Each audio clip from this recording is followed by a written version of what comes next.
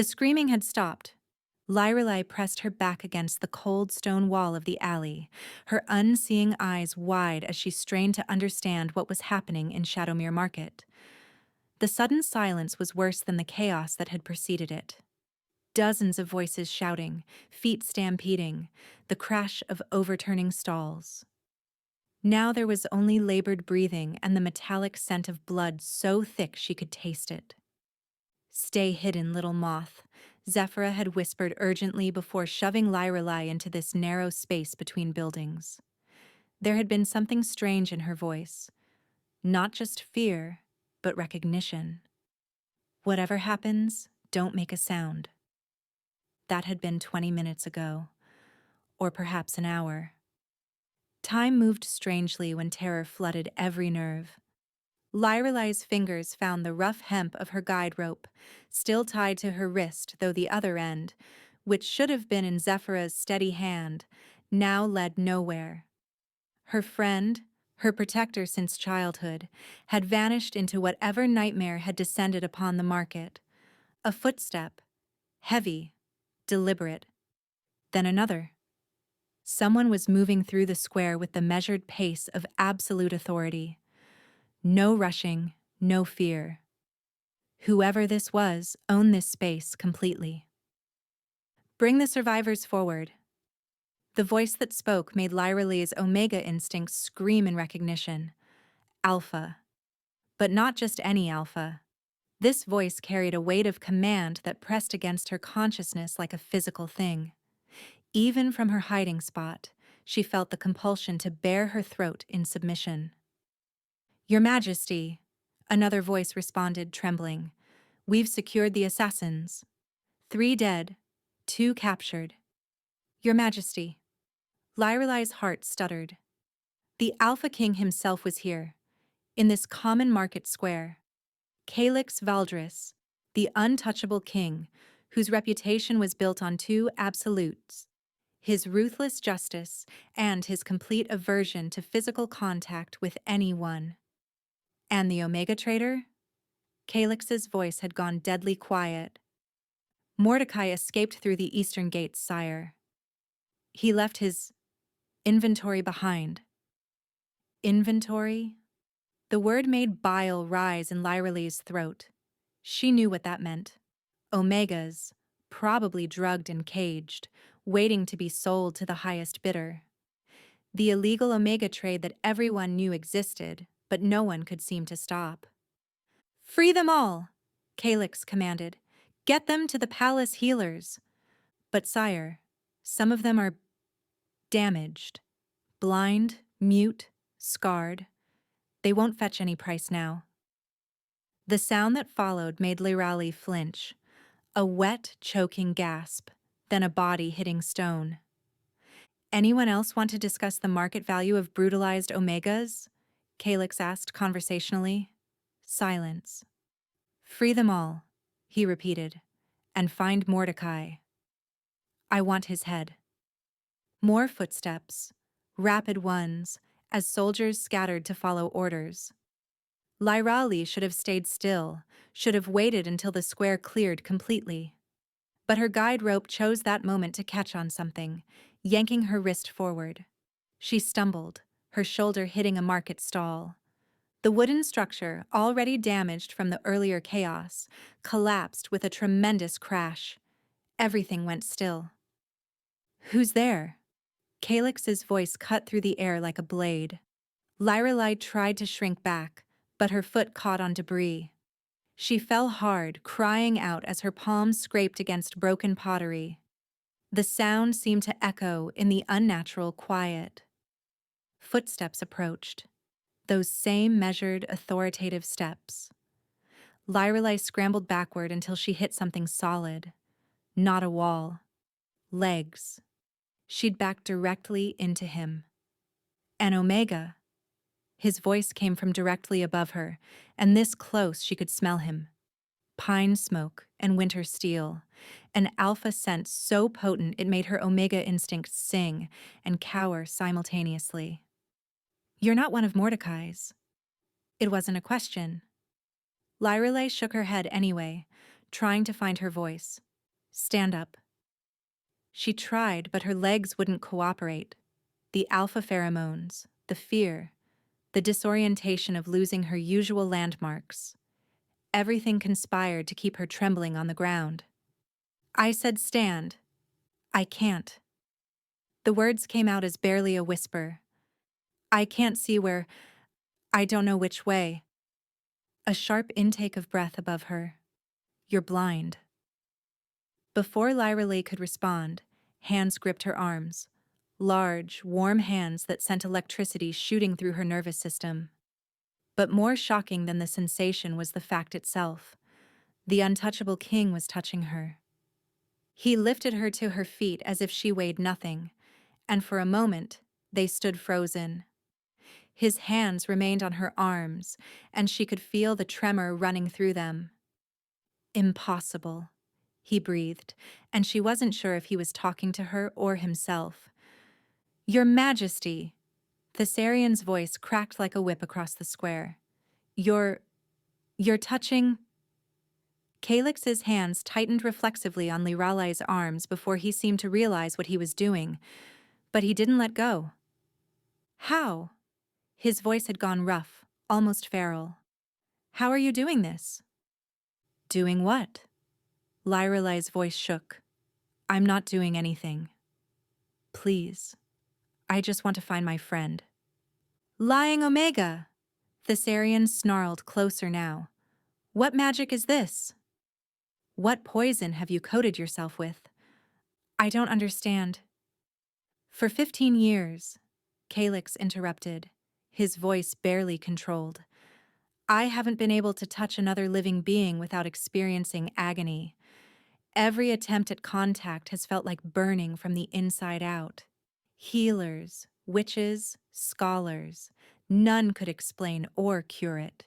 Yet here you are, a blind Omega who stumbles into my arms, and I feel nothing. No pain at all. His thumb moved against her arm just slightly, as if testing. Actually, that's not accurate. I feel something, but it's not pain. Sire, Thessarian warned, this could be a trap. Mordecai might have. Mordecai is many things, but he's not capable of this. Kaix's voice had taken on a strange quality, almost wondering. Do you know what you are, little Omega? Lyralai, she said quietly. My name is Lyralai, and I'm no one. Just a healer's apprentice. I shouldn't even be here. Zephyra just needed help carrying supplies. A healer's apprentice? Something in his tone shifted. How convenient. And this Zephyra? Your alpha? My friend. My guardian since childhood. She was protecting me when the fighting started. We found no other survivors in the square, Thessarian said coldly. Ice flooded Lyralai's veins. No, she has to be here. She pushed me into the alley and said she'd come back. Her legs gave out again, but Kaix caught her, pulling her against his chest in a movement that seemed to surprise him as much as her. She could hear his heartbeat, rapid and strong. Thessarian, search again, he commanded. Check every body. Sire, now. Footsteps retreated. Lyralai realized she was still pressed against the Alpha King's chest, his arms around her, and neither of them had moved to change that. You're trembling, he observed. You're holding me. The words slipped out before she could stop them. The untouchable king is holding me, and I don't understand why. And my friend might be dead, and I can't breathe. Look at me. His voice had gentled, but it was still unmistakably a command. I can't see you. Then feel. He took her hand, and she heard several gasps from unseen watchers and pressed it to his chest. Breathe with me. In. Out. She found herself matching his rhythm, her panic slowly ebbing. Your Majesty, Thessarian had returned, his voice carefully neutral. We found a woman matching the description. Alive, but badly injured. The healers have taken her. Lyrelai sagged in relief, and Kaix's arms tightened around her. Take us to the palace, he commanded. Us, sire? The Omega comes with me.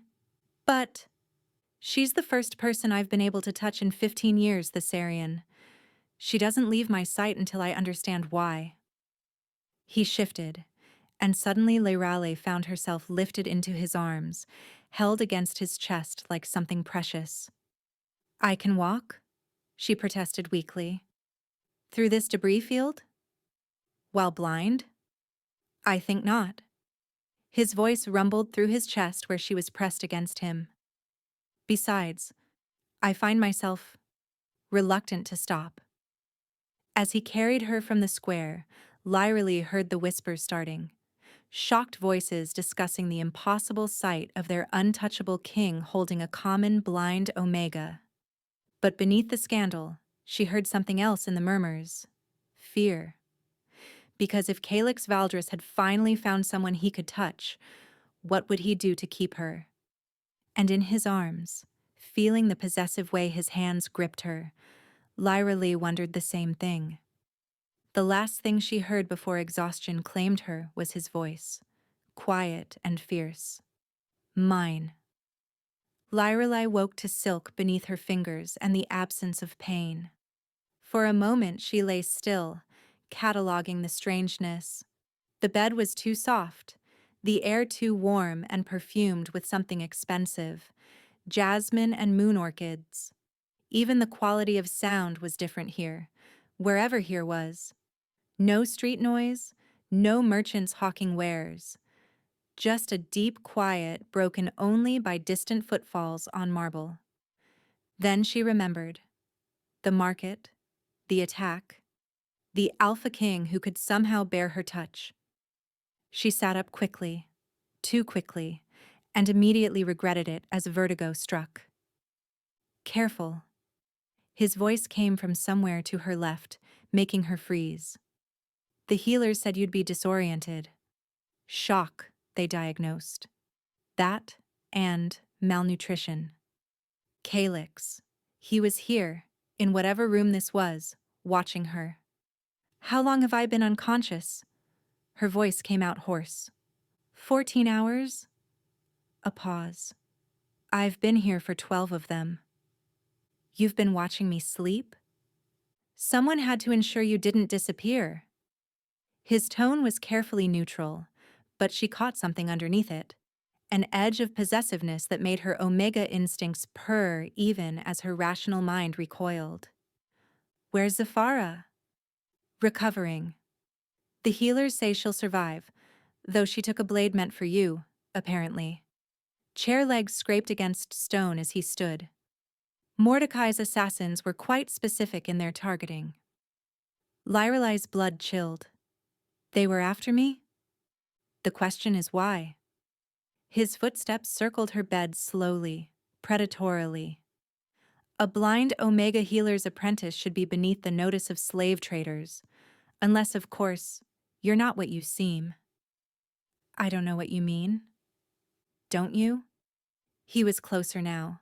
She could feel the heat of him. 19 assassins infiltrated that market. They killed 7 royal guards, elite warriors. Yet somehow, a blind Omega survived unscathed. More than that, you're the only person in 15 years whose touch doesn't cause me agony. Quite the coincidence. I didn't ask for any of this. Her words cut off as fingers touched her chin, tilting her face up. The contact sent sparks through her nervous system, and she heard his sharp intake of breath. There, he murmured. That. Do you feel it too? She did.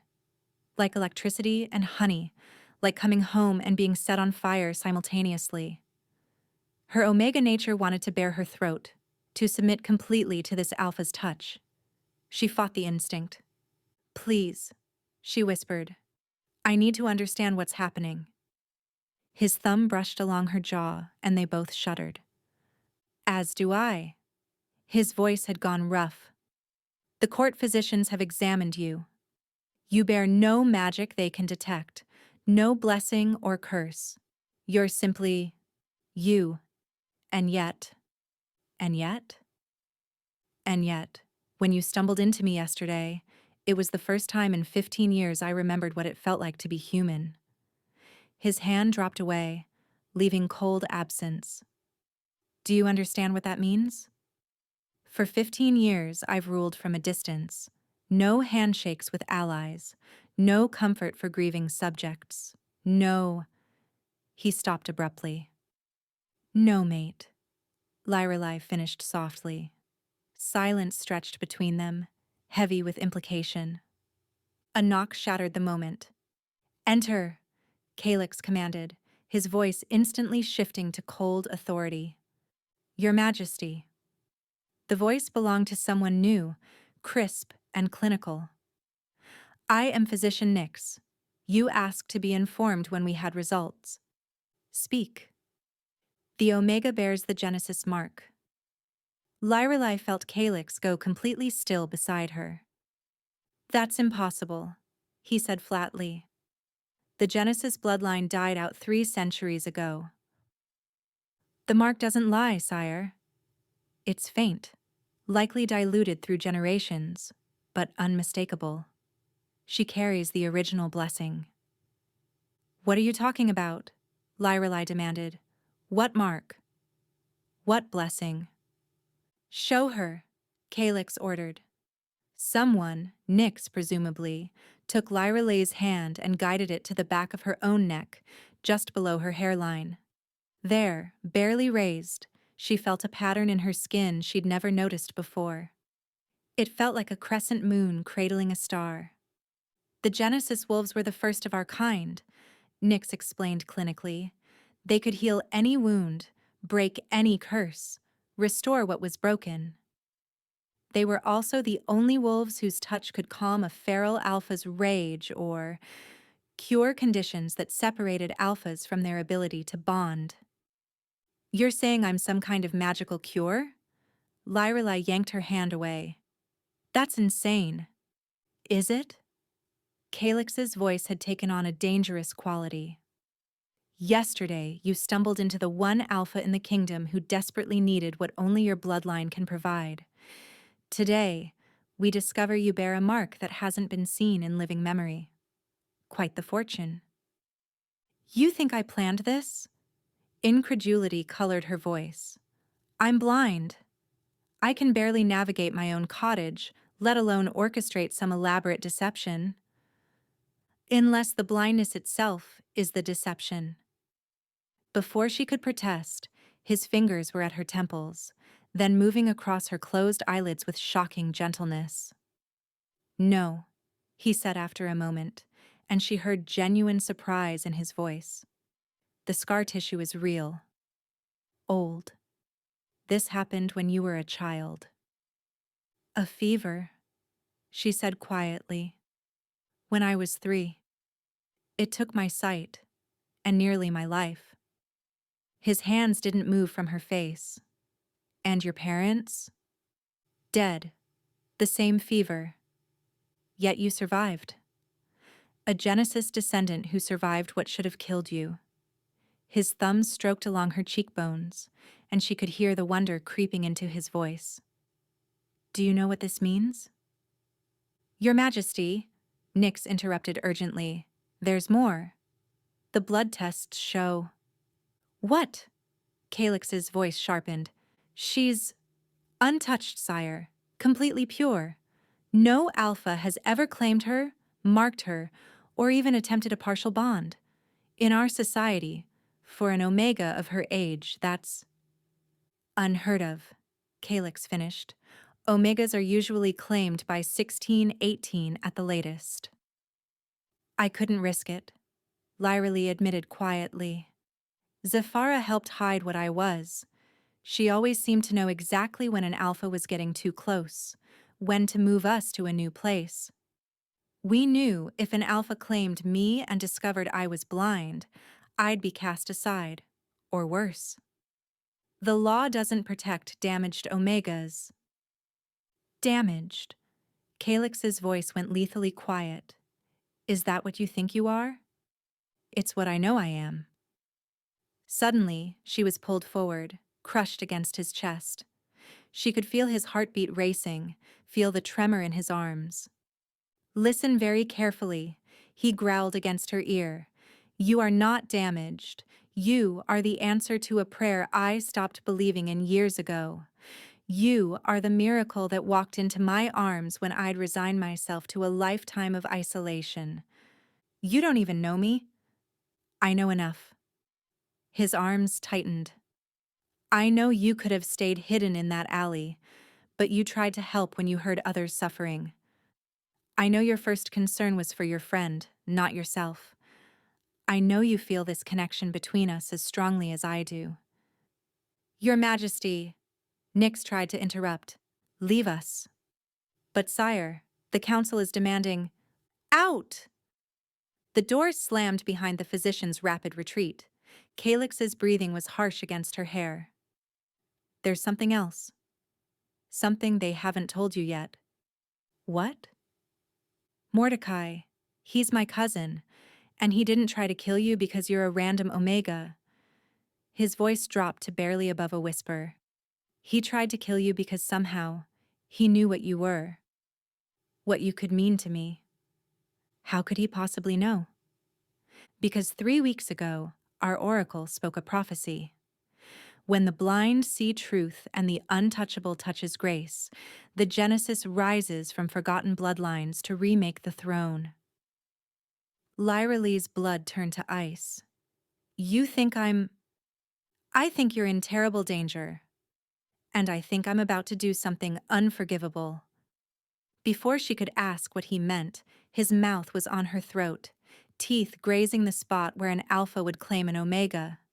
She gasped, her entire body lighting up with need. Don't, she whispered, but her head tilted back, offering better access. I should let you go, he said against her skin. You deserve better than being claimed by a cursed king, but I can't. Not when you're the only light in 15 years of darkness. A crash echoed from somewhere in the palace, followed by screaming. Calyx's head snapped up. No, not now. What is it? More screaming, closer now, and a sound that made her Omega instincts scream in terror, a howl that promised death. Mordecai, Kaix snarled. He's here. The howl came again, closer now, followed by the sound of shattering glass. Kaix moved with inhuman speed, shoving Lyrelai behind him as the bedroom door exploded inward. Through the chaos of splintering wood and screaming, she heard the distinctive sound of bones breaking and reforming, the sound of wolves shifting. Stay behind me, Kaix commanded, his voice already deepening into something not quite human. Well, cousin, a new voice drawled from the doorway. Mordecai, Lyra Lee assumed, though his voice carried a sickeningly sweet quality that made her skin crawl. I see you've found my escaped prize. She's under royal protection, Kaix snarled.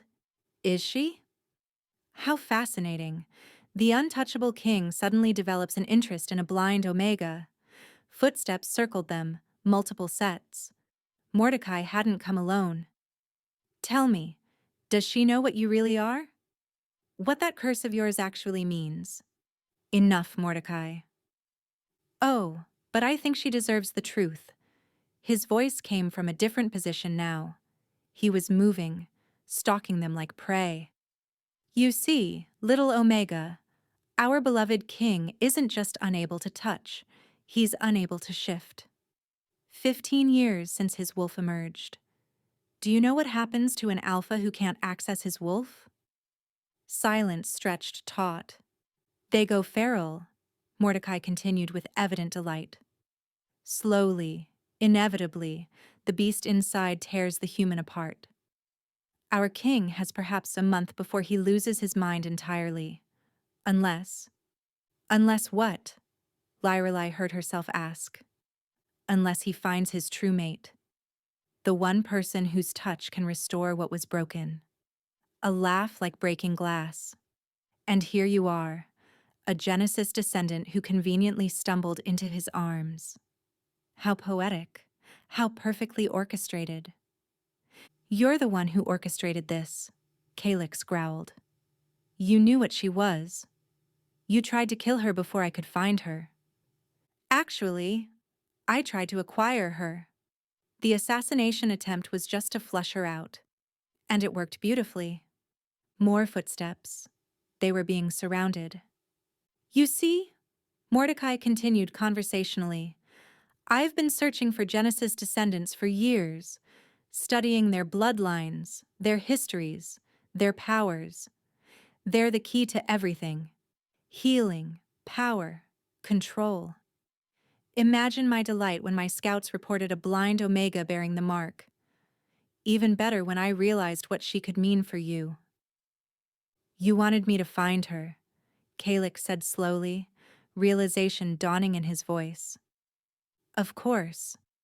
Let you bond with her, claim her, restore your wolf, and then take her away. Do you know what happens to an alpha who loses his true mate after bonding? It's worse than the curse. You'd be dead within days, leaving the throne conveniently empty. Lyrelai felt Kaix's body trembling with rage beside her. But imagine my surprise, Mordecai continued, when you didn't immediately claim her. Such restraint, such nobility. It's nauseating, really. If you think I'll let you take her, oh, you'll do more than let me. You'll hand her over willingly. Never. No? Thessarian. Bring her in. New footsteps, struggling ones, then a voice that made Lyrelai's heart stop. Let go of me, you bastard. Zephyr's voice, weak but defiant. You're Omega's protector, Mordecai said pleasantly. Amazing how quickly wolfsbane works when introduced directly into the bloodstream. She has perhaps an hour before her organs fail. Unless, of course, a Genesis healer intervenes. Lyra, don't! Zephyr's words cut off in a choke. Here's my offer, Mordecai said. The Omega comes with me willingly, heals my people, serves my purposes. In exchange, I cure her friend and leave you to your slow descent into madness. Refuse, and I kill the friend now and take the Omega anyway. You're surrounded by royal guards, Kaix said. Am I? Guards, report. Silence. Your guards are a bit indisposed. Funny thing about loyalty, it's surprisingly cheap when the kingdom is facing a mad king. Lyrelai stepped out from behind Kaix before he could stop her. If I go with you, you'll truly save Zephara. Lyrelai, no. Kaix grabbed her arm. The moment he touched her, something extraordinary happened. Light exploded from the point of contact, not visible light. She couldn't see it, but she could feel it. Warm and golden and pure. Kaix gasped, his grip tightening. Impossible, Mordecai breathed. The light spread, racing up Kaix's arm and across his body. She felt more than heard the sound that erupted from his throat. Part howl, part roar. Entirely inhuman. His body convulsed against hers, and she could feel his bones shifting, breaking, reforming. His wolf, someone whispered in awe. The king's wolf is returning. But something was wrong. Kaix's grip on her arm had become painful, his nails lengthening into claws that drew blood. The sound coming from him shifted from triumph to agony. Too fast, Nyx's voice came from somewhere behind them. The transformation is happening too quickly. 15 years of suppression releasing at once. It'll kill him. Lyrelai didn't think. She turned in Kaix's convulsing grip, placed both hands on his chest, and reached for something she didn't fully understand. The Genesis power Nyx had spoken of. She could feel it now, dormant but present, like a sleeping giant in her blood. Please, she whispered. Please, help him. Warmth flooded through her, different from before. This wasn't the electric attraction of Omega to Alpha. This was older, deeper, a power that predated their modern understanding of wolves. It flowed from her hands into Calyx's writhing form, not stopping the transformation but controlling it, slowing it, gentling it. Beautiful, Mordecai murmured. Absolutely beautiful. Do you understand what you're witnessing? She's not just Genesis touched. She's a pure conduit. The first in 300 years. Calyx's transformation completed with a final shudder. When Lyrali pulled her hands away, she could hear the different quality of his breathing. Deeper, more grounded, whole. You saved me, he said, his voice rough with wonder. Then, louder, with an edge of command that made everyone in the room step back. You gave me back my wolf. Touching, Mordecai said. Truly. But it changes nothing. My offer stands. I'll go, Lyrali said quietly. No. Calyx's refusal was immediate and absolute. He has Zephyra, and I have something better. The smile in Calyx's voice was audible and terrifying. I have my wolf back. Do you know what that means, cousin? The room erupted into chaos. The sound of shifting filled the air.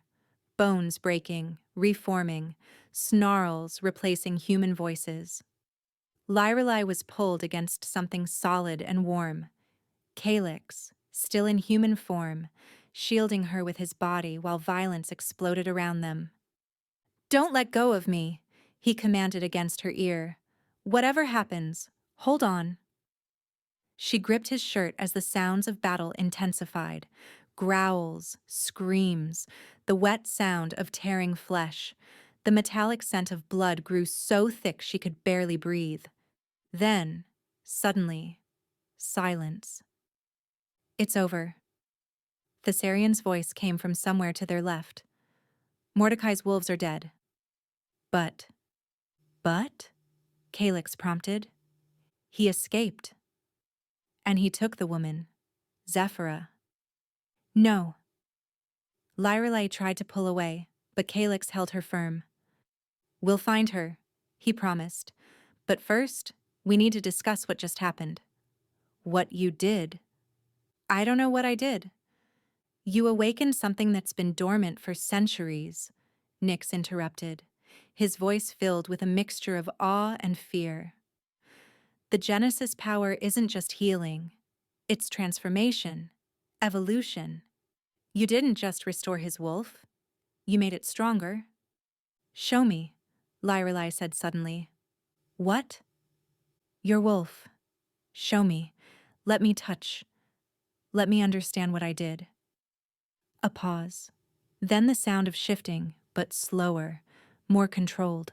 Fur brushed against her outstretched hand. Soft, warm, alive. The wolf was massive. Even sitting, its head reached her chest. She ran her fingers through its fur, feeling the powerful muscles beneath, the steady heartbeat. But more than that, she felt the connection between them solidify. Not just attraction or chemistry. Something fundamental had clicked into place when she'd healed him. The wolf shifted back, and suddenly Caix was there. Naked, she realized with a blush, pulling her against him. Mine, he growled, and it wasn't a question. Before she could respond, his mouth was on her throat again, but this time he didn't hesitate. His teeth sank into the junction between neck and shoulder, the claiming bite that would bind them forever. Pain and pleasure exploded through her simultaneously. But underneath both, she felt something else stirring.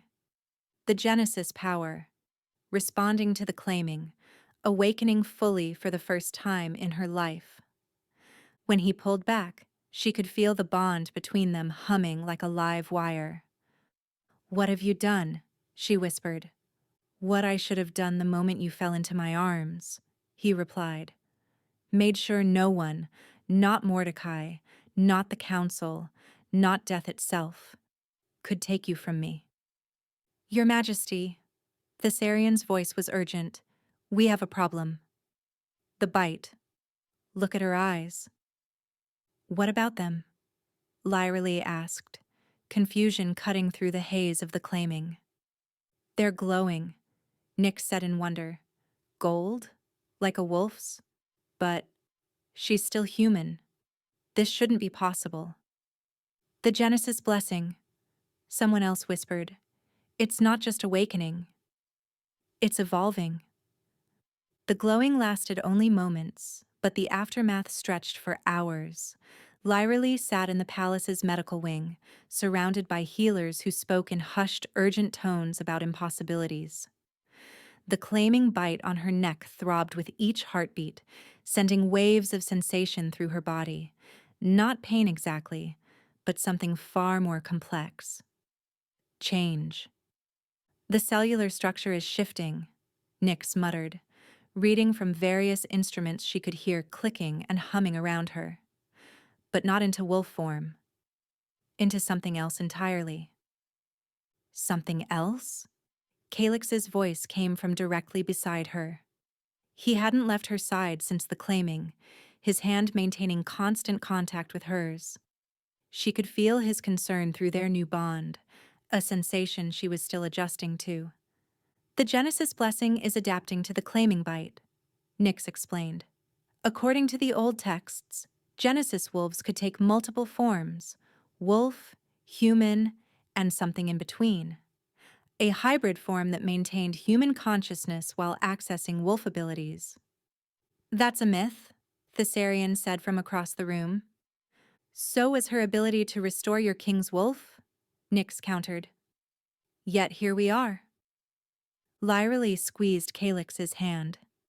I feel strange, like something's trying to surface but can't quite break through. Describe it, Nyx urged.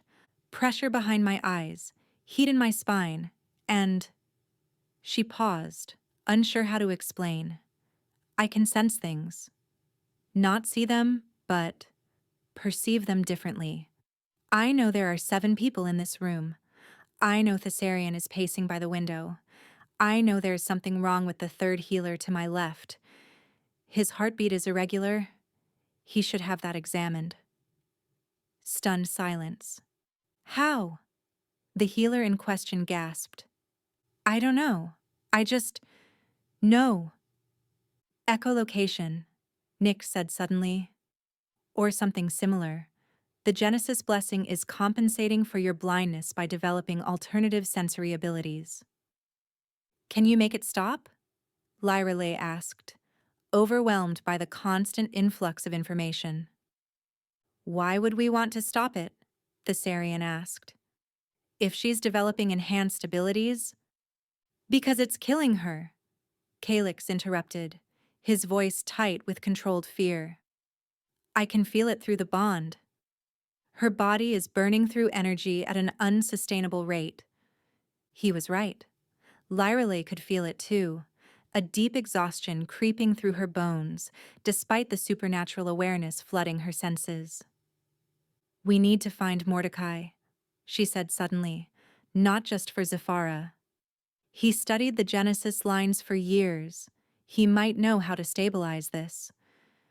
He's vanished, Thessarian reported. No trace of him or your friend. Then we make him come to us, Kaix said. Announce a royal summit.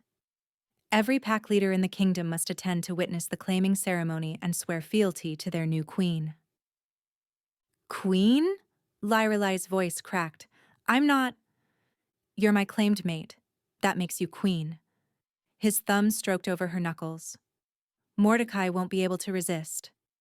Not when you'll be displayed before every alpha in the realm. Bait, she said flatly. Protected bait. Every loyal wolf in the kingdom will be there, and every disloyal one. She could hear the smile in his voice. Yes. A knock interrupted them. Your Majesty, a guard's voice called. The Oracle demands an audience. She says it's about the Omega. The Oracle? Lyrelai felt Kaix tense beside her. The oracle had been strangely absent since her prophecy weeks ago. "Bring her," he commanded. The atmosphere changed the moment the oracle entered. The temperature seemed to drop, and Lyrelai's new senses screamed danger. This woman, if she was a woman, radiated power that felt ancient and hungry. "So," a voice like wind through dead leaves said, "the Genesis rises at last."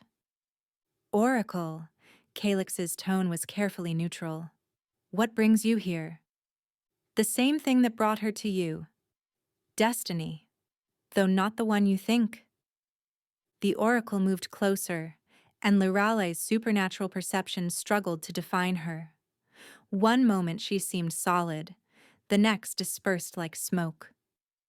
"May I?" the oracle asked, though she was already reaching for Lyrelai's face. The touch, when it came, was ice cold and burning hot simultaneously.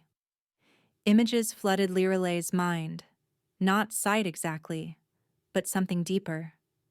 A wolf the size of a mountain, cities burning, power that could reshape the world or destroy it.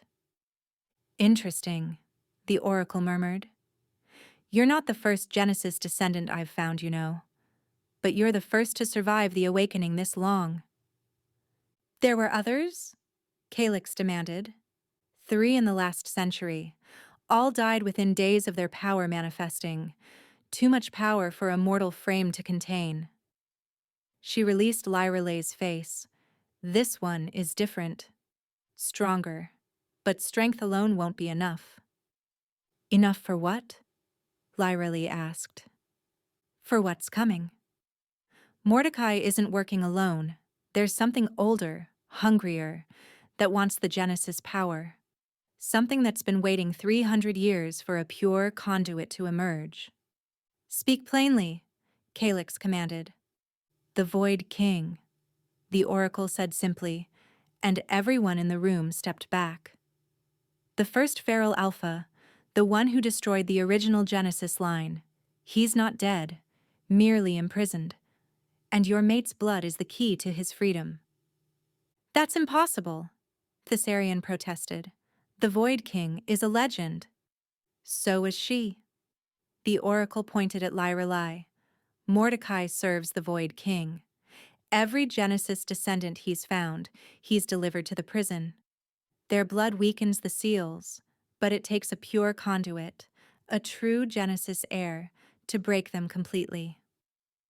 "Then we keep her here," Kaix said immediately, "behind every ward and wall."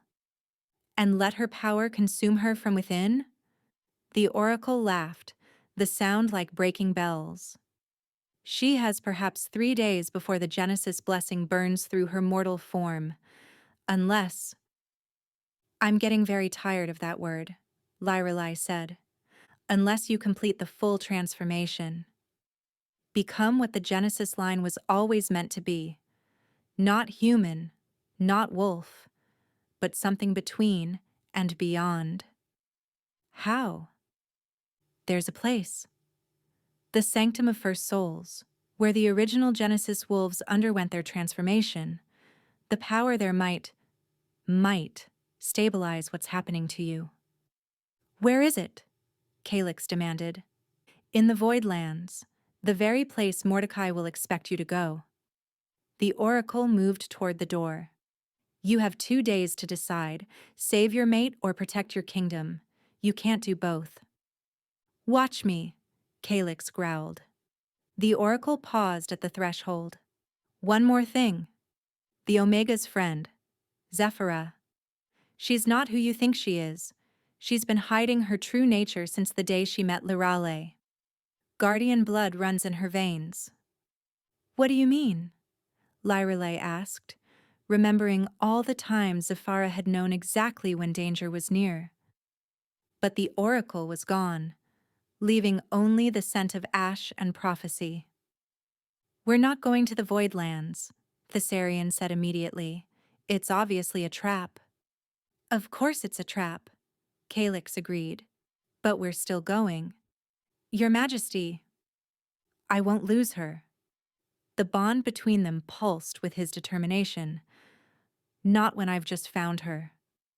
Lyrelei stood, swaying slightly as her new senses recalibrated. There's another option. No, Kaix said before she could continue. You don't even know what I was going to say. You were going to suggest using yourself as bait at the summit while secretly planning to surrender to Mordecai to save everyone else. I can feel your intentions through the bond, remember? She flushed. If my blood is the key, then we make sure no one gets it. He pulled her against him. We'll find another way. Your Majesty. A new guard appeared in the doorway, breathing hard. A message just arrived. From Mordecai. Kaix took the parchment, and Lyrelei felt his rage spike through their bond as he read. What does it say? She asked. He has Zafara at the Void Lands. He'll trade her for you. We have one day. He crumpled the parchment. He's forcing our hand. Then we spring the trap, Lyrelei said quietly. But on our terms. She turned to Nyx. You said the Genesis power is burning through me. What if we accelerated it? Controlled the burn? That could kill you immediately. Or complete the transformation before we face whatever's waiting in the Void Lands. She squeezed Kaix's hand. I'm dying anyway. At least this way, I die fighting. Through their bond, she felt his anguish, his fury, his desperate need to protect her. But underneath it all, she felt something else. Pride. Together then, he said finally. Together, she agreed. Outside, storm clouds gathered, and somewhere in the distance, a wolf howled, lonely, hungry, and patient. The Void King was waiting. The Void Land stretched before them like a wound in the world. Where normal forests held life, these held absence. The trees stood leafless and black, their branches reaching toward a sky that seemed perpetually twilight despite it being midday. No birds sang, no insects buzzed. Even the wind seemed to avoid this place, leaving an oppressive stillness that made every sound they made feel like sacrilege. Lyrelei rode pressed against Kaix's chest, his arms around her as he guided their mount. Her new senses, which had been overwhelming in the palace, struggled here. The very air seemed to absorb sound and sensation, creating dead zones in her perception that left her feeling more blind than before. How much farther? Thessarian asked from somewhere to their left. He'd insisted on coming, along with 20 of Kaix's most trusted guards. The map says we should reach the sanctum by nightfall, Kaix replied, his voice tense. Through their bond, Lyrelei could feel his wolf's unease. This place was wrong on a fundamental level.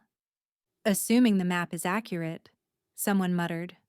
Assuming this isn't all an elaborate trap. It had been less than a day since Mordecai's ultimatum. They'd ridden through the night, stopping only to water the horses. With each passing hour, Lyrelei felt the Genesis power burning hotter in her veins, consuming her from within. Stop, she said suddenly. Kaix pulled their horse to an immediate halt. What is it? Something's wrong. More wrong than usual. She tilted her head, straining to understand what her failing senses were trying to tell her. The air pressure is different ahead. Like there's a massive space hidden by something. An illusion or ward. Spread out, Kaix commanded his guards. Carefully. They dismounted, and Kaix kept one arm around Lyrelei's waist as they moved forward. She felt him tense suddenly. By the old gods, Thessarian breathed. It's real. Describe it, Lyrelei said, frustrated by her inability to perceive whatever they were seeing. The sanctum, Kaix said, his voice filled with awe. It's carved into a mountain that shouldn't exist. The entrance it's massive, ancient. The stones are covered in markings I can't read. Genesis script, Nick said. He'd insisted on accompanying them, claiming medical necessity. It says, "Here the first became more than flesh, less than divine. Enter and be transformed or be consumed." Comforting, Lyrelay said dryly. They approached the entrance slowly. The moment Lyrelay crossed the threshold, her senses exploded back to life, but different. She could suddenly perceive everything, not just in the present, but in layers of time. She saw, felt, knew the sanctum as it was now, crumbling and ancient, but also as it had been, filled with Genesis wolves undergoing their transformations, screaming and triumphant in equal measure. Lyrelai? Calyx's concern pulsed through their bond. I'm all right. It's just intense. She pressed a hand to her temple. This place remembers. Everything that happened here, it's like it's still happening. Layer upon layer of history existing simultaneously. Can you navigate it? She nodded slowly. Follow me. It should have been impossible. A blind woman leading seeing people through an ancient ruin. But the sanctum seemed to recognize her, respond to her. Paths opened where there had been walls. Stairs appeared beneath her feet. The Genesis blood in her veins sang in recognition of this place. They descended deep into the mountain, the air growing thick with power that made everyone except Lyrali struggle to breathe. Finally, they emerged into a vast chamber. At its center was a pool of water that glowed with soft silver light. The transformation pool, Nyx whispered. Legend says the first Genesis wolves were born here. Humans who entered the water and emerged as something more. Or died trying, Thessarian added grimly. Hello, cousin. Everyone spun toward the voice. Mordecai stood on the far side of the pool and beside him. Zephyrah! Lyrelai started forward, but Calyx caught her. Wait. Something's wrong. He was right. Lyrelay's enhanced senses picked up something off about her friend's heartbeat. It was too slow, too regular, almost mechanical. What did you do to her? Lyrelay demanded. I gave her what she always wanted, Mordecai replied smoothly. Power, purpose, freedom from weakness. He stroked Zephyrah's cheek, and she didn't react at all. The Void King's gift is generous to those who serve willingly. She would never... Wouldn't she? Zephyrah spoke for the first time, her voice flat and emotionless. You have no idea what I've sacrificed to protect you, Lyrelay.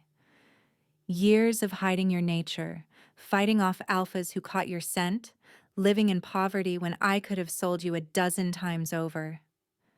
The words hit Lyrelay like physical blows. You're lying. Mordecai is making you say this. The Void King showed me the truth. Zephyrah continued in that same dead tone. I was wasting my life on an Omega who could never even see my devotion. But now I serve a higher purpose. Touching, isn't it? Mordecai smiled. The loyal friend revealed. But we're not here for reunions. You have something I need, little Genesis. Your blood specifically. Enough to crack the final seal on the Void King's prison. You'll have to kill me first, Calyx snarled, shifting partially, his hands becoming claws. Actually, Mordecai said thoughtfully, I was planning to kill you anyway. The Void King has no use for claimed Omegas. Their blood is tainted. But if you die, the bond breaks, and she becomes pure again. Horror flooded through Lyrelay as the implications hit her. That's why you let us claim each other. You wanted the bond in place so you could break it. Clever girl. Though I must admit, I didn't expect you to restore his wolf so completely. That was an unexpected bonus. It will make killing him so much more satisfying. You're forgetting something, Kaix said, his voice deadly calm. We didn't come alone. You mean your 20 guards? Oh, them. Mordecai made a dismissive gesture. Check your bonds, cousin. When was the last time you felt them? Ice flooded Lyrale's veins as she felt Kaix's shock through their connection. The pack bonds to his guards. They were gone. Severed. The Voidlands have a way of isolating wolves from their packs, Mordecai explained. Your guards are probably wandering lost by now. Or dead. The creatures here are quite hungry. Creatures? Thessarian demanded, moving closer to Kaix protectively. As if summoned by the word, shadows began pouring into the chamber. Not normal shadows. These had substance, form, hunger. They circled the pool like living darkness, their eyes glowing with violet fire. Void spawn. Nyx breathed in horror. They're not supposed to exist anymore. The Void King's influence grows, Mordecai said. Soon, creatures like these will overrun your precious kingdom. Unless, of course, someone stops him. His smile was sharp as broken glass. But to stop him, you'd need a Genesis wolf at full power. And the only way to achieve that is to enter the pool. Survive the transformation or die trying. It's a trap, Kaix said immediately. Of course it's a trap. But it's also the truth. Lyrelai is dying. You can feel it through your bond. Her mortal body can't contain the Genesis power much longer. The pool is her only chance. Mordecai stepped back, gesturing magnanimously. By all means, try to save her. I'll wait. Lyrelai could feel her body failing. The supernatural awareness was burning through her reserves at an alarming rate. She had perhaps hours before complete systemic failure. Do it, she said quietly. Lyrelai, we don't have a choice. She turned toward where she could sense Kaix reaching for his face.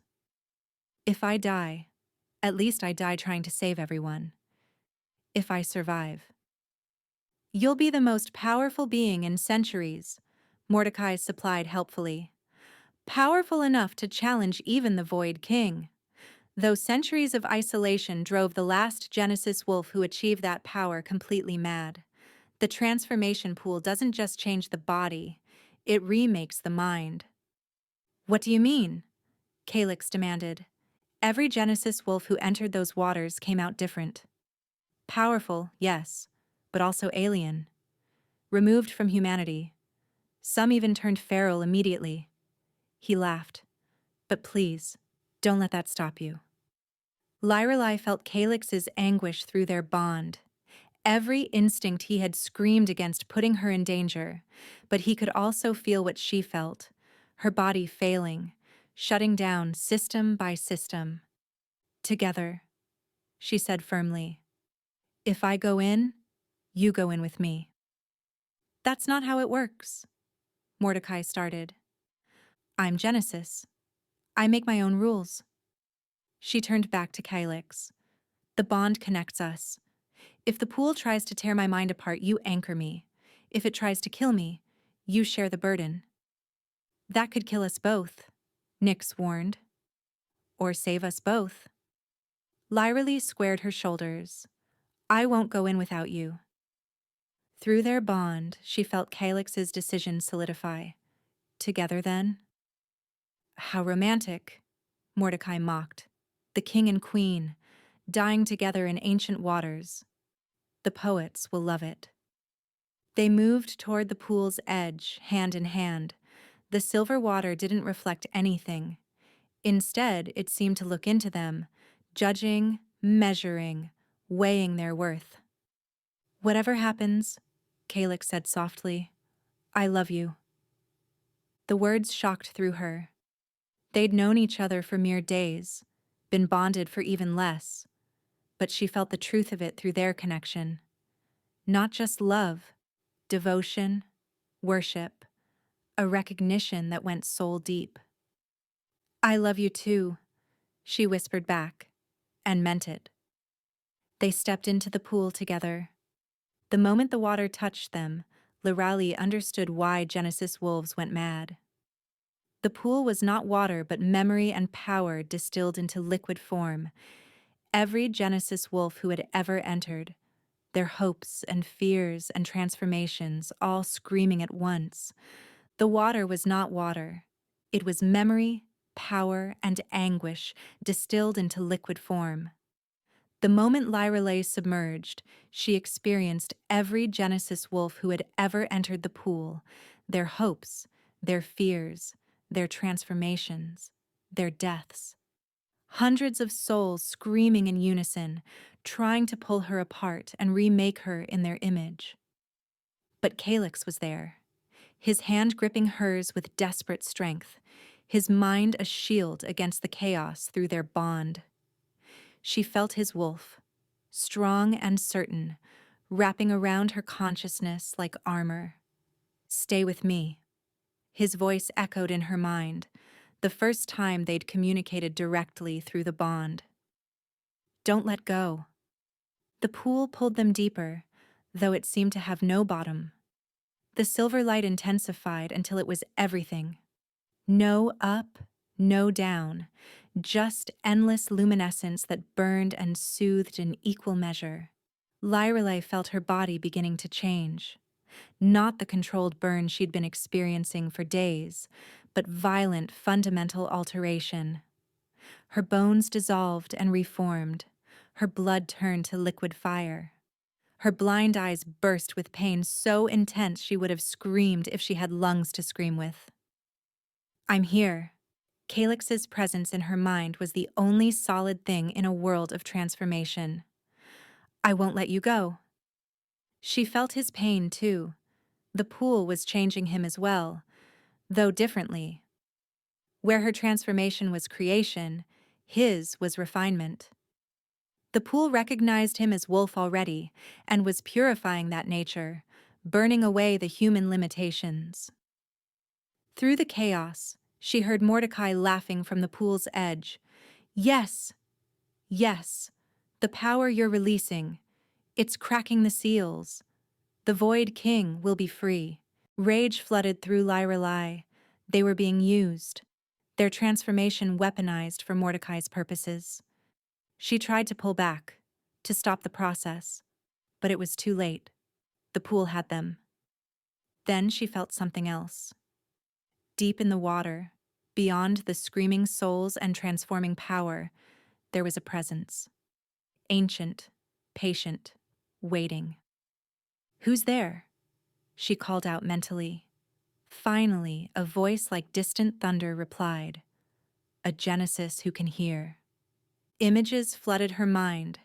The truth about the Genesis line, about their purpose, about what they were meant to become. They weren't just wolves or healers. They were bridges between worlds, designed to maintain balance between the physical and the void. The Void King was one of us, the presence explained. The first Genesis, actually, but power corrupted him. He tried to merge the worlds completely, to rule both. We had to stop him, seal him away. But the seals were never meant to be permanent. You wanted him to escape? Lyra Lee asked, horrified. We wanted him to be redeemed. Every century, a Genesis is born with the power to either free him or destroy him permanently. You are this century's chosen. I don't want this power. Too late. You're already changing, but you're doing something we didn't expect. You're sharing the transformation. Your mate is becoming something new as well. Genesis touched. It's never been done before. She felt Kaix's mind brush against this ancient presence, felt his wolf nature recognize something fundamental about it. Together, the presence mused. Perhaps that's the answer. Not one Genesis alone, but Genesis paired with pure wolf. Balance. The pain suddenly intensified beyond anything Lyrelei had experienced. She felt her consciousness fragmenting, her human mind unable to contain the vast power flooding through her. She was becoming everything and nothing, everywhere and nowhere. Lyrelai! Calyx's mental voice was desperate. Stay with me. Focus on my voice. But she was dissolving, dispersing into pure energy. The Genesis power was too much, too vast for any single consciousness to contain. Then she felt it. Kaix taking the overflow, drawing the excess power into himself through their bond. He screamed in her mind as the Genesis energy met his wolf nature, creating something entirely new. Together, she managed to think. We survive together or not at all. She opened herself completely to the bond, letting Calyx's wolf ground her while she let her Genesis power flow into him. They became a circuit, power flowing between them in an endless loop, transforming both without destroying either. The pool began to boil around them, reacting to something unprecedented. Two souls undergoing the Genesis transformation simultaneously, bonded and balanced. Above them, Mordecai's laughter turned to screams of rage. What are you doing? This isn't possible. The power should be destroying you. But it wasn't destroying them. It was remaking them into something the world had never seen. Lyrelai felt her eyes burst with final, excruciating heat, the damaged tissue that had kept her blind since childhood dissolving completely. New tissue formed, but different. Not quite human, not quite wolf, but something between. She didn't need to open them to know she could see. The world exploded into her consciousness in impossible detail, not just visible light, but heat, energy, the very fabric of reality. Beside her, Kaix was changing too. His wolf, already powerful, was becoming something more. She could feel it through their bond. He was gaining abilities no pure wolf should have: healing, foresight, the ability to sense and manipulate energy. Genesis wolves, the ancient presence whispered in awe. Both of you, different aspects of the same power. This changes everything. The pool suddenly expelled them, throwing them onto the stone floor of the chamber with violent force. Lyrelai gasped, her new lungs pulling in air that felt too thin, too simple after breathing liquid power. She opened her eyes. The world exploded into sight for the first time in 20 years. Not the sight she remembered from childhood. This was so much more. She could see the physical world, yes, but also the energy flowing through everything. The void creatures registered as tears in reality. Mordecai glowed with stolen power. And Kaix. Kaix was magnificent. His transformation had turned him into something between man and wolf, taller, broader, his features sharp and predatory, but still recognizably him. Silver markings covered his skin, Genesis script that matched the golden ones now decorating hers. His eyes, when they met hers, were no longer purely blue, but shot through with gold. I can see, she whispered, reaching for his face. I can see you. He caught her hand, and where their skin touched, light erupted. Not painful, but warm, powerful, right. What did the pool do to us? He asked, his voice deeper, resonating with harmonics that shouldn't exist. It made us what we were meant to be, she replied, standing with fluid grace that felt natural despite being entirely new. Genesis paired, two halves of the same whole. Impossible, Mordecai snarled. He gestured to the void creatures. Kill them. Kill them now. The shadows surged forward, but Lyrelai raised her hand almost casually. Golden light erupted from her palm, not the gentle healing light from before, but something far more potent. The void creatures struck it and dissolved, screaming as they were unmade. You want to free the Void King? Lyrelei turned to Mordecai, and she could see the fear in his eyes. Truly see it, in spectrums no human should perceive. Then let me tell you what I learned in the pool. The Genesis line wasn't created to serve him or free him. We were created to be his judges. Lies. Truth. And as the first paired Genesis in 3 centuries, our judgment carries special weight. She stepped forward, Kaix moving with her in perfect synchronization. Call him. Open the seal, let's end this. Mordecai backed away. You're insane. If he's freed, then we'll face him. Judge him. Redeem him or destroy him. She smiled, and she could feel how predatory it looked. Unless you're afraid your master won't appreciate your failure? Zephara, who had been standing still through the entire transformation, suddenly moved. But not toward Lyrale, toward Mordecai. Her hand shot out, gripping his throat. You talk too much, she said, and her voice was her own again. Zephara? Lyrelei started forward, seeing her friend clearly for the first time, the determination in her eyes, the protective fury that had always been there. Her friend smiled sadly.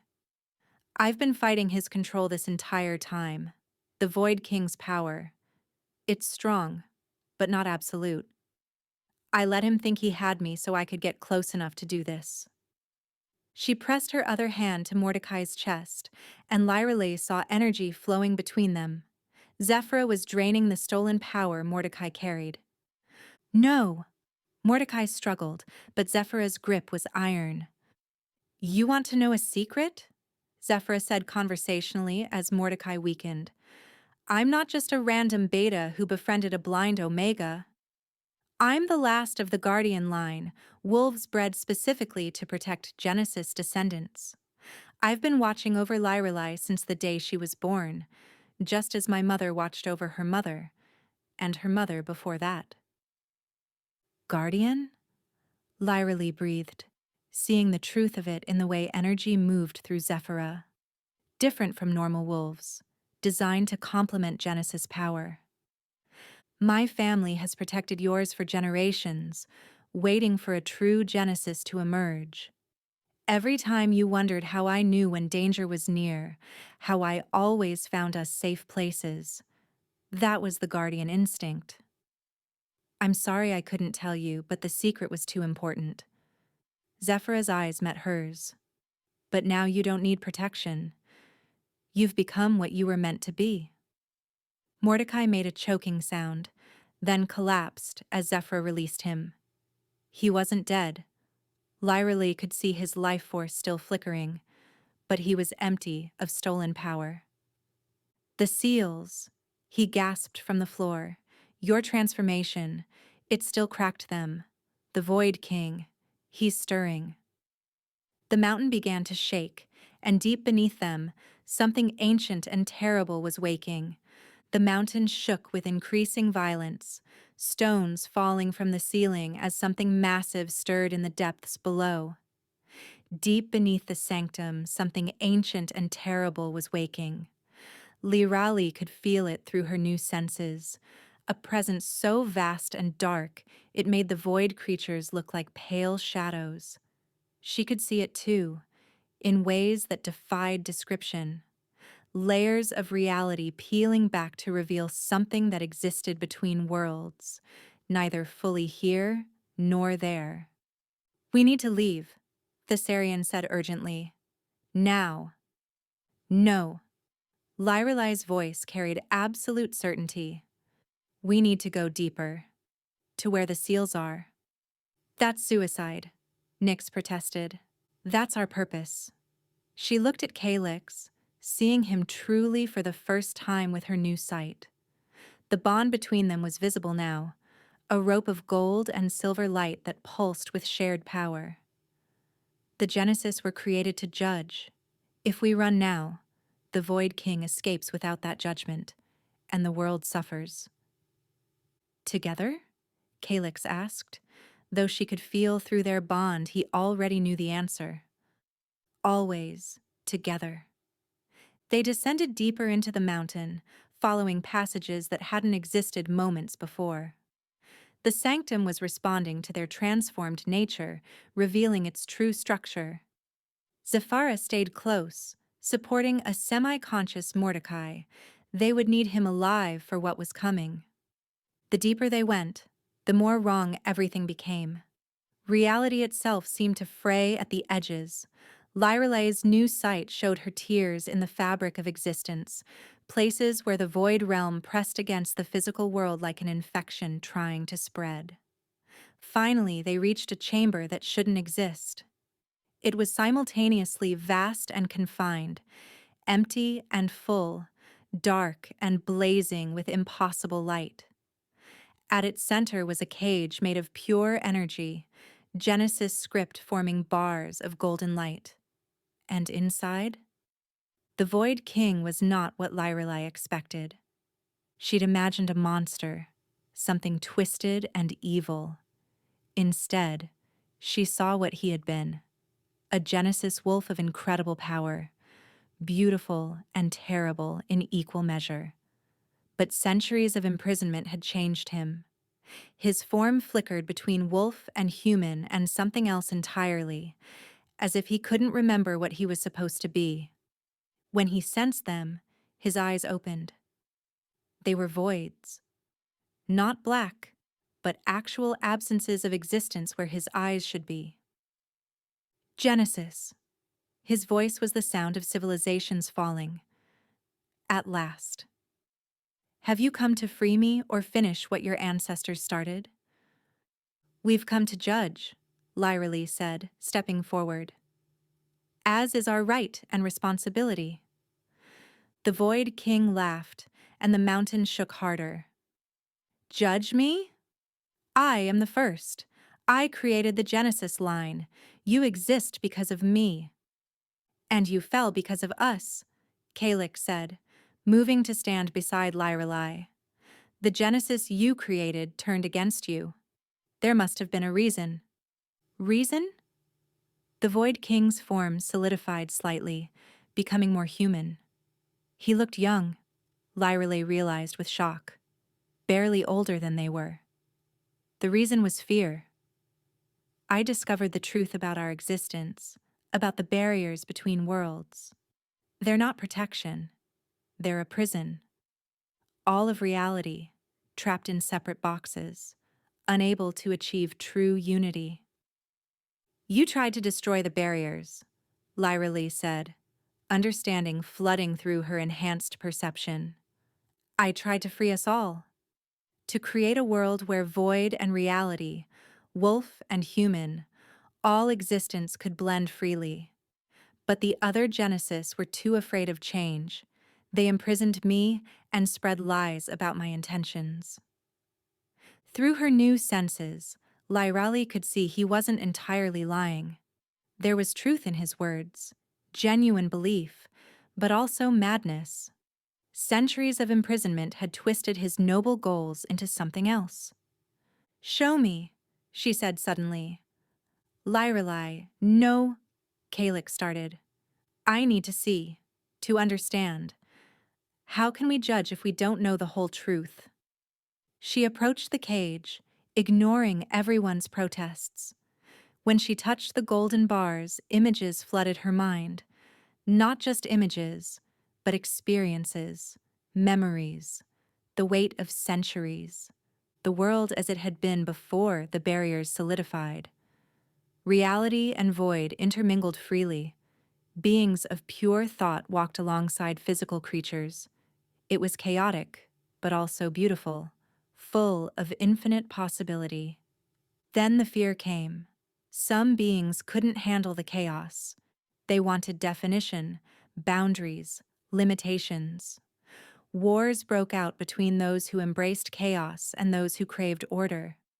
The first Genesis, the being that would become the Void King, tried to find balance. He developed the ability to bridge worlds, to translate between chaos and order. But power corrupted him. Instead of bridging, he began forcing. Instead of translating, he began transforming. You see, the Void King said softly, I only wanted unity. Is that so wrong? The unity you wanted would have destroyed billions, Lyra Lee replied, pulling her hand back. Forcing beings to merge, to change, to become something they didn't choose. That's not unity. That's tyranny.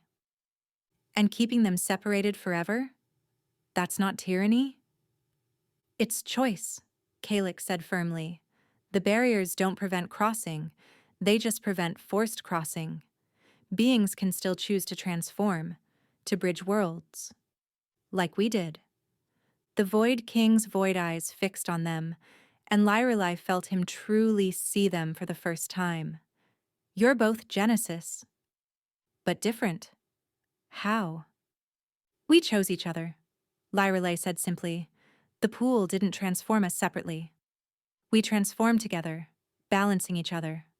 Order and chaos, Wolf and Genesis, bound by choice and love. Love. The Void King said the word like it was foreign. I had love once, before the centuries of solitude, before the madness. You still could, Lyrelai said, feeling a sudden surge of compassion. She could see past his current form to what he had been. Young, idealistic, trying to save everyone and destroying himself in the process. The judgment doesn't have to be death or continued imprisonment. There's a third option. Lyrelai, Zephyra warned, be careful.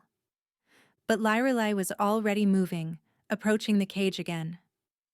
Redemption, transformation, a second chance. Impossible, the Void King laughed bitterly. I'm too far gone. The Void has claimed too much of me. The Void claimed you because you were alone. No anchor, no bond, no balance. She looked back at Kaix, who nodded slowly, understanding her intent. But what if you weren't alone? What are you suggesting? Nyx asked, alarmed. The Guardian line, Lyrelai turned to Zephyra. You said your family was bred to protect Genesis wolves, but protection can take many forms. Zephyra's eyes widened. You want me to bond with him? He's insane. He's been imprisoned for centuries. He's broken, Lyrelai corrected, seeing the fractures in his essence with her new sight.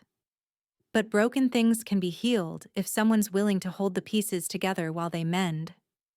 This is madness, Thessarian protested. This is Genesis' judgment, Lyrelai said firmly. Not death, not imprisonment, but transformation through connection. She looked at the Void King. Would you accept it? A guardian bond? Someone to anchor you while you remember how to be whole? The Void King's form flickered rapidly between shapes. You would trust me with one of your own? I would trust Zephyra to do what she's always done, protect what matters. Lyrelai met her friend's eyes, but only if you choose it. This can't be forced.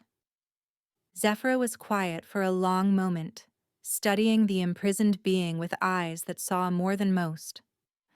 The guardian instincts that had protected Lyrali for years now evaluated a different kind of threat, a different kind of need. Then she dropped Mordecai unceremoniously and stepped forward. I've spent my whole life protecting, she said quietly. Maybe it's time I tried redeeming instead. She reached through the bars of the cage, her hand steady despite the tears. On her face. I offer you a choice, Void King. Take my hand and accept a guardian bond. Accept limits and balance and the long road to redemption, or stay in your cage forever. The Void King stared at her outstretched hand for an eternity. Then, slowly, his form solidified into something almost human. Young, scared, desperately lonely. My name, he whispered, was Estraas. Before I became the Void King, I was called Estraas. Hello, Estraas, Zephyra said gently. I'm Zephyra. Let me help you remember who you were. Their hands touched, The explosion of power knocked everyone except Lyrali and Kaix to their knees. The cage shattered, but instead of the Void King escaping, something else happened. The void energy that had corrupted him for centuries began flowing into Zafara, but she didn't fight it. She accepted it, balanced it with her guardian nature, created something new. When the light faded, two figures stood where the cage had been. Zephyra changed, her hair now streaked with void black, her eyes carrying depths that hadn't been there before. And beside her, connected by a bond visible as a rope of shadow and starlight, stood a young man who looked barely 20, confused and frightened, but undeniably human. "I remember," Estraas whispered. "I remember being more than the void." "The judgment is rendered," Lyrali announced formally. "Estraas, formerly the Void King, is granted redemption through guardian bond. His power is bound to Zephyra's wisdom, his chaos to her order. Together, they will maintain the balance their separate natures could not." "You can't be serious," Mordecai groaned from the floor. "You're freeing him?" "We're transforming him," Kaix corrected, "as we were transformed." "As you could be, if you chose it." "Never," Mordecai spat. "Then you'll face regular justice for your crimes," Kaix said. "Kidnapping, attempted regicide, conspiracy. The kingdom's laws will determine your fate." Lyrelei looked around the chamber, at Zephyra helping a confused Estraas understand his new reality, at Kaix glowing with Genesis power he was still learning to control, at Nyx frantically taking notes about everything he'd witnessed, at the Thessarian standing guard despite his obvious desire to flee.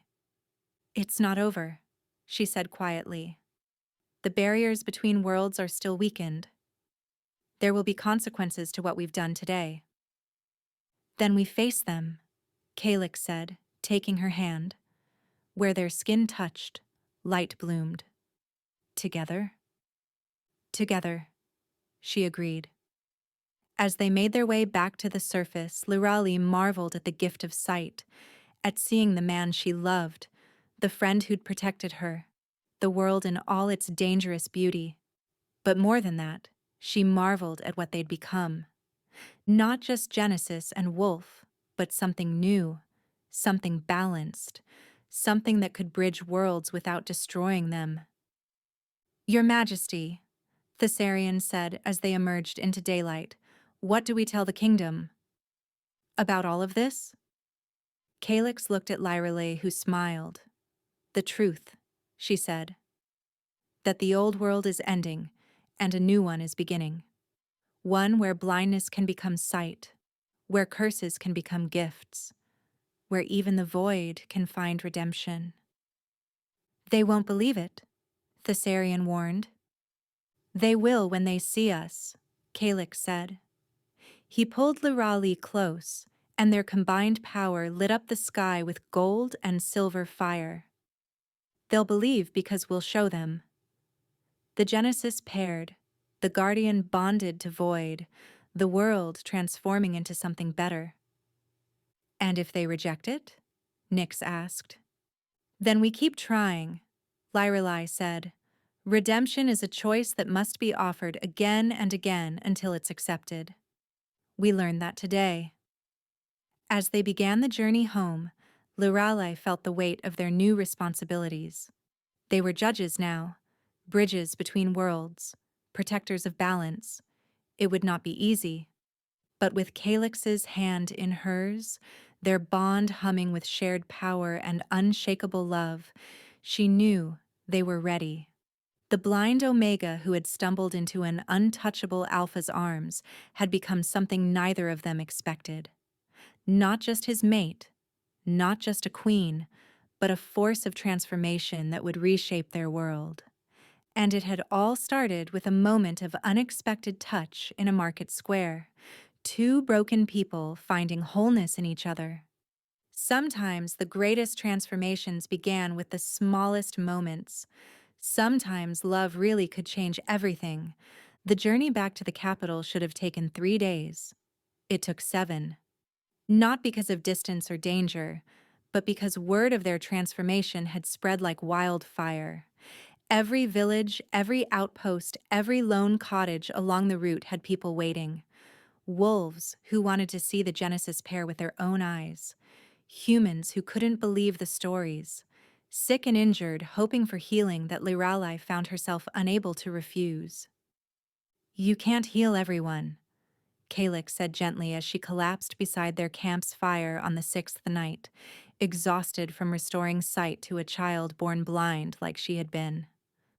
"I have to try," she replied, though her new eyes that could see in spectrums no human or wolf should perceive, were dim with fatigue.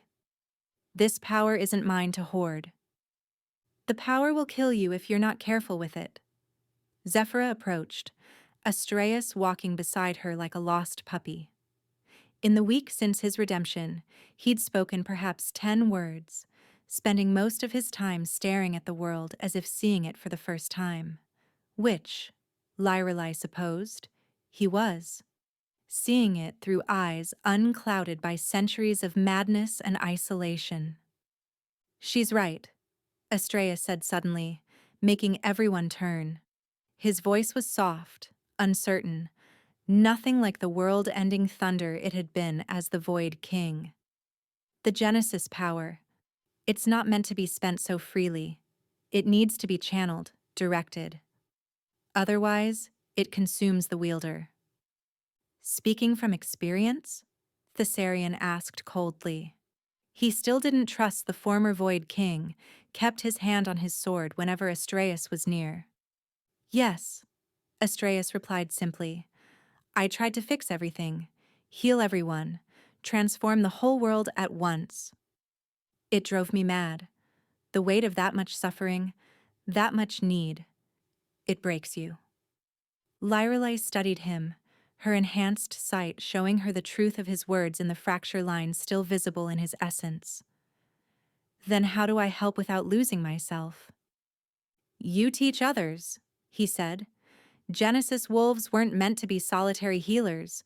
We were meant to be teachers, showing others how to bridge the gap between worlds themselves." "We?" Kaix's voice held an edge. "You still consider yourself Genesis?" Estraas flinched. I don't know what I am anymore. Zephyra's bond keeps me stable, but I'm neither Genesis nor Void now. Something between." "Like us all," Lorelei said thoughtfully. "None of us are what we were. We're all something between now." A howl echoed in the distance, a scout's warning. Riders approaching. Thessarian was on his feet instantly. "How many?" Another howl, this one more complex. Kaix translated. 20 riders, Royal Guard colors. They're from the capital." The riders arrived within minutes, their leader dismounting and bowing low. "Your Majesties," he said, and Lorelei still wasn't used to the plural. "The Council requests your immediate return. There have been developments?" "What kind of developments?" Kaix demanded. "Other kingdoms have heard of the Genesis pair's emergence. 3 have already sent delegations demanding audience. And..." The guard hesitated. "Speak," Kaix commanded. "The Oracle has locked herself in the highest tower and refuses to come out. She says the future has become unclear, that your transformations have changed every prophecy she's ever made. She claims she can no longer see a single path, but thousands branching in all directions." Lorelei and Kaix exchanged glances through their bond. They'd broken prophecy itself? "We leave at dawn," Kaix decided. The capital was in chaos when they arrived. Not violent chaos, curious chaos. The streets were packed with wolves and humans alike, all straining to catch a glimpse of their transformed king and queen. When Lyrelei stepped from the carriage, able to see the crowd for the first time, the sheer weight of their expectations nearly drove her to her knees. "Steady," Kaix murmured, his hand finding hers. The moment they touched, their combined power flared, visible as an aurora of gold and silver light. The crowd gasped, some falling to their knees, others reaching out as if to touch the light itself. "The Genesis pair!" someone shouted. "They're real!" "Your Majesties," Nyx appeared, looking haggard. "Thank the ancestors you've returned. The delegations are growing impatient, and there's something else. Wolves have been transforming spontaneously across the kingdom." "Transforming?" Lyrelei asked, alarmed. "Not into their wolf forms. Into something else. Something between. Like an echo of your transformation, spreading through the pack bonds." Kaix's expression darkened. "Show me." They were led to the palace's medical wing, where a dozen wolves lay in various states of transformation. Some had partially shifted features, human bodies with wolf eyes, or wolf bodies with human hands. Others seemed caught between forms, flickering like Estraas had in his cage. "It started 3 days ago," Nyx explained, "right after you completed the judgment. It's as if your transformation created a ripple effect, showing others that the boundary between human and wolf isn't as solid as we thought." Lyrelei approached the nearest patient, a young woman whose body kept shifting between forms. With her new sight, she could see the problem immediately. The woman's wolf and human natures were fighting for dominance instead of merging. They're trying to transform alone, she realized. But the transformation needs balance. It needs a pair, Estraas finished. He'd been so quiet they'd forgotten he was there. Genesis transformations were never meant to be solitary. That was my mistake. Trying to change alone, without an anchor. "Then how do we help them?" Zephyra asked. "We teach them what we learned," Lyrelei said. "That transformation isn't about becoming one thing or another, but about choosing to become something new together." "Your Majesties," a new guard appeared, breathing hard. "The foreign delegations demand immediate audience. They're threatening to leave if—" "Let them threaten," Kaix said dismissively. "Actually," Lyrelei said thoughtfully, "bring them here." To the medical wing. "Here?" the Thessarian questioned. "They came to see the Genesis pair's power. Let them see what that power really means. Not conquest or strength, but transformation and choice." The delegations were not pleased to be brought to a medical wing instead of a throne room. 3 separate kingdoms had sent their finest diplomats, dressed in rich silks and dripping with jewels. They stood uncomfortably among the transforming wolves, trying to hide their disgust and fear. "This is highly irregular," the Southland ambassador said stiffly. "These are irregular times," Lyrelei replied. She moved to the center of the room, Kaix beside her. "You came to see the Genesis pair. To assess if we're threat or opportunity. Let me show you what we truly are." She knelt beside the shifting woman, placing one hand on her head. With the other, she reached for the woman's mate, a man who'd been hovering anxiously nearby. "Transform together," she said simply. "Stop fighting the change and embrace it. Together." The mate knelt, taking his partner's hand. The moment they touched, the chaotic shifting stabilized. Their forms settled into something new. Not fully human, not fully wolf, but a graceful blend of both. "Impossible," one of the ambassadors breathed. "Not impossible," Kaix said. "Evolution, the barriers between forms are breaking down. Not through force, as the Void King tried, but through choice." "You're saying this will spread?" the northern diplomat asked, alarm clear in his voice. It's already spreading, Lyrali confirmed. Every wolf, every human with dormant wolf blood, every being caught between worlds, they're all feeling the call to transform. Fighting it will only cause chaos. Accepting it, learning to guide it, that's the only path forward. This is madness. The Eastern representative stepped back. You're talking about changing the fundamental nature of our world. The world is already changing, Estraas said quietly. Everyone turned to look at him. Most hadn't realized the legendary Void King was among them. The barriers I tried to break by force are dissolving naturally. The Genesis pair's transformation was a catalyst, but this was always going to happen eventually. And who are you to make such claims? The Southland ambassador demanded. I am Estraas, he said simply, formerly the Void King, currently learning to be human again. The ambassadors recoiled in horror. You brought the Void King here? The northern diplomat shrieked. He's supposed to be imprisoned for eternity. He was judged and redeemed, Lyra Lee said firmly. Bound to a guardian, transformed from destroyer to protector. He's living proof that even the worst of us can change, given the chance and the right anchor. You're all insane, the Eastern representative said.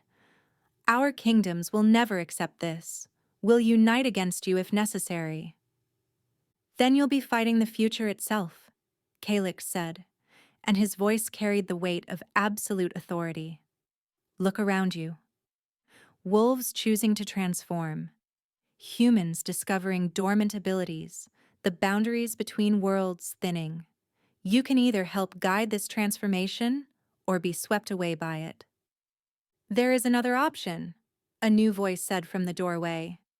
Everyone turned to see the oracle standing there, but she was changed. Where before she'd seemed ancient and mysterious, now she looked young, almost fragile. The transformation in the world had affected her too. Oracle, Lyrelai said respectfully. Not anymore, she replied. The future I once saw clearly is now 1,000 branching paths. Your transformation shattered the fixed destiny of our world. But in doing so, you've given us something precious, choice. She moved into the room, and Lyralee could see with her enhanced sight that the oracle was partially transformed too, caught between human and something else entirely. The kingdoms can choose to resist, to fight, to maintain the old barriers. That path leads to war, suffering, eventual collapse. Or they can choose to embrace the transformation, to help guide it, to become part of something greater. And if we choose to resist? The Southern ambassador asked. Then you'll face not just the Genesis pair, but every being who's felt the call to transform. Every wolf who wants to be more than beast, every human who carries the dormant gene, every creature caught between worlds. You'll be fighting evolution itself. The ambassadors exchanged uncertain glances.